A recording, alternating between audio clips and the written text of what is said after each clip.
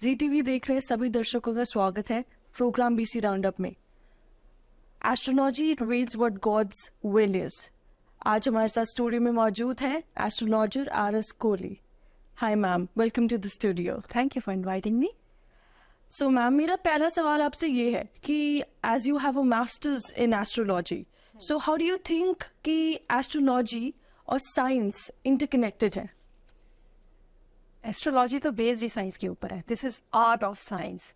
अब देखा जाए एग्जाम्पल के तौर पे हम लें कि अगर किसी का हॉरोस्कोप भी बनता है, उसमें भी जो 12th हाउस है उसमें हमने प्लैनेट्स ही प्लेसमेंट की है, कोई और चीज़ों की प्लेसमेंट नहीं है। So it's fully based on science. और जब कोई बच्चा पैदा होता है उस समय यूनिवर्स में प्लैनेट की जो सी पोजीशन है उसी के अकॉर्डिंग ही किसी का हॉरोस्कोप बनता है। सो इट्स अ साइंस, और उसी की कैलकुलेशन से ही हम जान सकते हैं, प्रेडिक्शन कर सकते हैं कि how will be the life, what will be the result, what will be the fruit of that planet, कि कौन सा planet हमें support करेगा, कौन सा planet हमें support नहीं करेगा। So it's all based on planet position. Oh wow, that's so wonderful. Yeah. मेरा सेकंड क्वेश्चन आपसे ये है कि जो लोग एस्ट्रोलॉजी में फर्स्ट टाइम स्टेप इन कर रहे हैं तो आप उनको क्या गाइडेंस दे सकते हैं? तो अगर कोई भी किसी एस्ट्रोलॉजर के पास जाता है ना, अपना हॉरोस्कोप लेके, पहले तो वो एज अ नेटिव जो लेके जा रहा है उसके पास एग्जैक्ट टाइम ऑफ बर्थ होना चाहिए, है ना। अगर आप श्योर नहीं है अपने टाइम ऑफ बर्थ से, तो पहले एस्ट्रोलॉजर को बता दे कि हाँ हम श्योर नहीं है, because it makes a big difference in horoscope. Because every 2 hours के बाद ज़ोडिएक चेंज हो रहा है ना, सनराइज हुआ उसके बाद मूव हुआ डायरेक्शन में, वैसे ही हमारा जो सर्कल है प्लैनेट्स का वो मूव हो रहा है, जिसे हम ट्रांजिट बोलते हैं। उसका टाइम ऑफ बर्थ एग्जैक्ट होना चाहिए। और सेकेंडली वो अगर जिस एस्ट्रोलॉजर के पास गया है उसको नेटिव को पता होना चाहिए कि उस एस्ट्रोलॉजर के पास एक एजुकेशन बैकग्राउंड है जो एस्ट्रोलॉजी से रिलेटेड है। कोई ऐसा नहीं है कि हाँ हम ठीक है चेहरा देख के हम बता देते हैं कि हाँ ऐसा होगा, नहीं। उसके पास एक उसकी एजुकेशन बैकग्राउंड को जरूर देखें, उसके पास होनी चाहिए, तभी आपको वो गाइड कर पाएगा। बिकॉज आप ऑब्वियसली अपन प्रॉब्लम लेके जा रहे हैं, आप सोल्यूशन चाहते हैं, कोई भी नेटिव टाइम पास नहीं चाहता। सो उसको पता होना चाहिए जो उसे एस्ट्रोलॉजर के पास जा रहा है उसकी बैकग्राउंड क्या है, और आप अपना एग्जैक्ट टाइम ऑफ बर्थ जरूर लेके जाए, आपको पता होना चाहिए। Wow, thanks. मेरा थर्ड क्वेश्चन आपसे ये है कि आजकल हम सुनते हैं कि there are so many mental issues, तो एस्ट्रोलॉजी उसको ओवरकम करने में कैसे हेल्प करता है? मेंटल इश्यूज, अच्छा इसके हम रूट देखे होते कैसे हैं। सबसे पहले तो मेंटल इश्यूज हुए कि हमें प्रॉब्लम आई, है ना। बिना प्रॉब्लम के तो मेंटल इश्यू आएगा नहीं, कोई प्रॉब्लम आई, ट्रिगर हुई माइंड के अंदर, हाँ वो डीप डेप्थ में जाती रही और इन द एंड हमें आ गया कि हाँ ये मेंटल इश्यू है कोई ना कोई, है ना। ये एस्ट्रोलॉजी के हम हॉरोस्कोप में हम देख सकते हैं। प्लैनेट की कुछ पोजीशंस ऐसी होती है उस टाइम पीरियड में जो हमारी बुद्धि को, हमारे मन को सपोर्ट नहीं कर रहे, तो उस समय हम बोल सकते हैं मेंटल इश्यू है। जैसे प्लैनेट उस समय कॉम्बस्ट हुआ है ना, या रेट्रो हुआ है। इन चीज़ों का बहुत इफेक्ट पड़ता है हमारी लाइफ में, हमारी सबके पूरे यूनिवर्स में जितने भी चीज़ें हैं। कभी रिसेशन आ जाता है अगर देखा जाए यूनिवर्स में, है ना, किसी कंट्री में रिसेशन आ गया, कोई अर्थक्वेक आ जाते हैं, ये सभी प्लैनेट्स के रिजल्ट्स होते हैं हमारे पर्सनली हमारी लाइफ के अंदर। हमारा कोई जो ऐसा प्लैनेट का ट्रांसिट हुआ है जो हमें सपोर्ट नहीं कर रहा है, हमारे माइंड के ऊपर इफेक्ट कर रहा है, तो मेंटल इशू आएगा ही आएगा। एस्ट्रोलॉजी कैसे हेल्प कर सकती है? वहां पे जब हम अपना एनालिसिस करवाते हैं, आपके एस्ट्रोलॉजर को पता ही होगा, आपके बिना क्वेश्चंस के ही उसको पता चल जाएगा कि व्हाई यू आर हियर।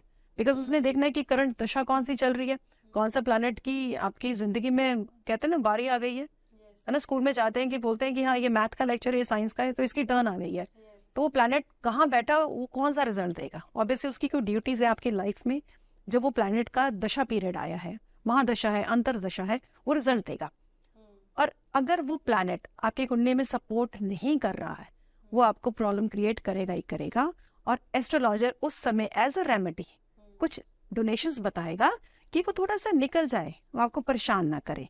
तो उस समय एस्ट्रोलॉजी बहुत ज्यादा मदद करती है। ये चीज है। That's really nice. Yeah. So my fourth question to you is, आजकल मार्केट में बहुत सुनने के लिए आता है जेमस्टोन्स के बारे में, लोग बहुत अनअवेयर हैं। Yes. So आप हमें उनके कुछ यूजेस बताइए। जेमस्टोन बहुत बड़ी मार्केट है इसकी, हाँ बहुत लोग डालना भी लाइक करते हैं।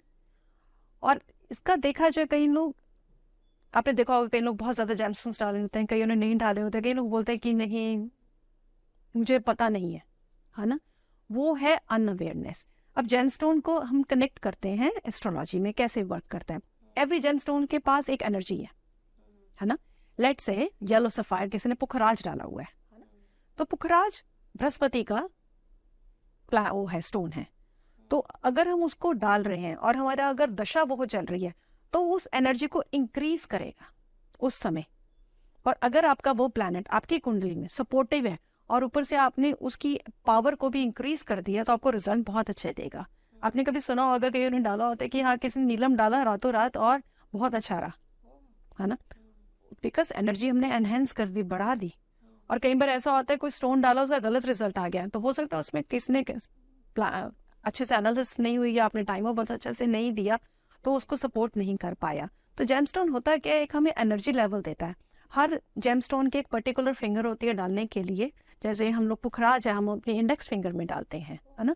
तो सभी को एक फिंगर अलॉटेड की गई है हर प्लैनेट को, ठीक है। जैसे ये चंद्रमा की उंगली है, हम इसे मोती डालते हैं, इसमें आपने देखा होगा कई लोगों ने एमरल्ड भी डाला होता है ना, बुध का रतन है। तो सबको ऐसे दिया होता है कहाँ पे कौन सा डालना होता है रतन, सही दिशा सही डे में डालें। इसके एक होरा होती है डालने के लिए, उसका एक टाइम पीरियड होता है, उसको एक्टिवेट कीजिए, उस स्टोन को डालें, उसका बहुत अच्छा रिजल्ट है अगर हमें किसी ने सही तरीके से प्रिस्क्राइब किया हुआ है। So gemstone works as a energy, आपकी बॉडी के अंदर एनर्जी क्रिएट करते हैं। बिकॉज देखा जाए हमारा शरीर ग्रहों से तो बना हुआ है ना, पंच महाभूतों से हमारा शरीर बना हुआ है, और पंच महाभूत यूनिवर्स में और यही प्लैनेट है ना। ऑल ग्रीनरी रिप्रेजेंट बाय बुध, तो तभी करके बुध को ग्रीन कलर दिया गया हुआ है। सो ये हमारी एनर्जी इंक्रीज करते हैं। सिर्फ डालते हुए ध्यान दीजिए कि हम कुछ ऐसे प्लैनेट्स को एनर्जी ना इंक्रीज कर रहे हैं जो सपोर्टिव नहीं है हमारी लाइफ में, उनका दान करना बहुत जरूरी है, तो लाइफ को थोड़ा इजी रहे। तो इससे काफी प्रॉब्लम सॉल्व हो जाती है। एस्ट्रोलॉजर वही जो एक वैदिक एस्ट्रोलॉजर है उसका बहुत बड़ा हेल्प हो जाती है, किसी की लाइफ में जो प्रॉब्लम है उसको सोल्यूशन बता दे और वो रेमेडीज करें, चाहे वो जेमस्टोन के थ्रू हो या वो डोनेशंस के थ्रू हो, बहुत ज्यादा मदद हो जाती है उस नेटिव को जो उस टाइम से निकल रहा है।